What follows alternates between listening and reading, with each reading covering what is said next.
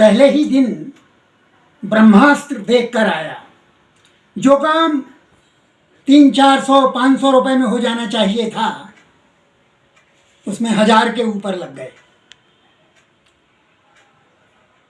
100 रुपए एवरेज में यहाँ पर टिकट मिल जाती है। जो सुबह के 11 बजे तक शो होते हैं, उनमें 100 के आसपास की टिकट मिल जाती है यहाँ तीनों मल्टीप्लेक्सों में। और सबसे पीछे बैठने मिल जाता है, सबसे पीछे बैठने मिल जाता है। पर ब्रह्मास्त्र में ये सुविधा नहीं मिली। रुपए लगे 220, तो 5 का बिल जाकर हो गया 1100। अब 4-5 आदमी से कम यदि आप फिल्म देखने जाएंगे तो आप हिंदुस्तानी तो नहीं हो सकते। पहले ये था कि ऐसे सिनेमा घर होते थे जिनमें 1000, 1100, 1200 लोग होते थे, तो आप अकेले भी जाएं तो आपको महसूस नहीं होता था कि आप अकेले हैं। मगर अब यदि इन मल्टीप्लेक्सों में आप अकेले जाएं तो आपको लगेगा कि आप सिनेमा देखने नहीं गए हैं, हनीमून पर अकेले पहुंच गए हैं। कुल जमा 120-125 की तो कुल कैपेसिटी है। उस कैपेसिटी में भी आधी सीटें आगे की हैं, जिनमें बैठ के देखने से कुछ ठीक से दिखाई नहीं देता। खैर, इनका ब्रह्मास्त्रों से क्या लेना देना, मगर ब्रह्मास्त्रों का ब्रह्मास्त्र से भी कुछ लेना देना नहीं था। बहुत एंजॉय किया।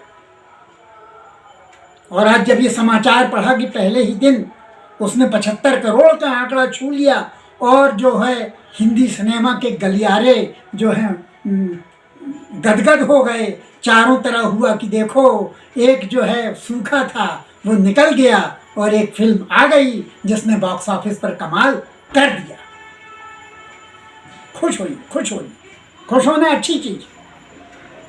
हमारे मित्र थे प्रदीप चौबे, बहुत खुश रहते थे, मगर भीतर भीतर बहुत दुखी होते थे। शायद इसीलिए कुछ कम ही उम्र में वो चल दिए, हालांकि उन्हें 100 पार जाना चाहिए था। बहुत हंसमुख आदमी थे। वो कहा करते थे दुखी होने से कुछ होता नहीं है, सुखी ही होना चाहिए, हंसना ही चाहिए। तो बॉलीवुड वालों को, कितना गंदा शब्द है, मैं इसे मुंबईया सिनेमा या जो फॉर्मूला सिनेमा कहना, मैं मुझे उतना अफसोस नहीं होता जितना अफसोस मुझे बॉलीवुड कहने में होता है। तो ये जो हमारा मुंबईया सिनेमा है, बम्बईया था कितना अच्छा था, मुंबईया कोई बात। तो जो ये मुंबईया सिनेमा है, इसकी कई बार मृत्युओं की घोषणा की जाती रही है। मेरे बड़े मित्र हैं, शरद दत्त जी हैं, हिंदी सिनेमा का पहला इतिहास लिखने वाले चड्ढा साहब हैं, मनमोहन चड्ढा साहब हैं, वो भी बड़े मित्र हैं। वो भी फिल्में देखते हैं, अभी भी देखते हैं। तो ये नहीं है कि मैं ये मुझसे ज़्यादा बर्बाद हूँ, मैं इनसे ज़्यादा बर्बाद हूँ। और नहीं, शरद दत्त जरूर मुझसे 4-6 महीने बड़े हैं उम्र में, पर हूँ मैं इन्हीं के आसपास का। एक और थे, अब आज नहीं है, बड़ी कम उम्र में वो चले गए, नेत्र सिंह रावत साहब। और मेरे, खैर वो तो बड़े भाई थे, बड़ी उम्र में गए हैं और बड़ी शानदार ढंग से गए हैं, और उन्होंने बहुत शानदार किया। जयप्रकाश चौक से साहब, तो वो तो मुझे पहली बार वो ही मुझे ले गए थे राज कपूर साहब के पास, और उनके साहब मुझे तो कभी साहब लगे नहीं। मुझे तो लगता था कि मेरी महबूबा है। और हर सिनेमा देखने वाले को ये लगता है कि जो फिल्म का हीरो है, जो हीरोइन है, जिससे भी वो इश्क, जिसके इश्क में गिरफ्तार होकर वो पहुंचा है, जिसकी इमेज को पकड़कर वो पहुंचा है उस सिनेमा हॉल में पहले दिन पहला शो देखने, तो वो पहला दिन पहला शो मैंने देखा।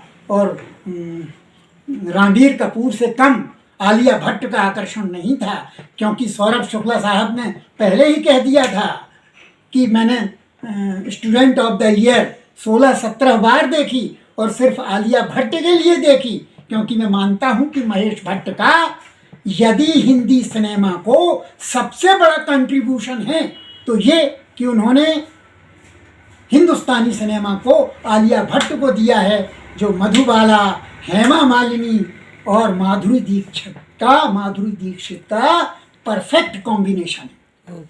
जैसे सौरभ शुक्ला खुद, मैं मानता हूं कि वो महमूद, जॉनी वॉकर और जॉनी लीवर का परफेक्ट कॉम्बिनेशन। तो दोस्तों ये पहला पार्ट है। अब इसका 5 मिनट का हिस्सा कल हम आपको सुनाएंगे कि जो देखी मैंने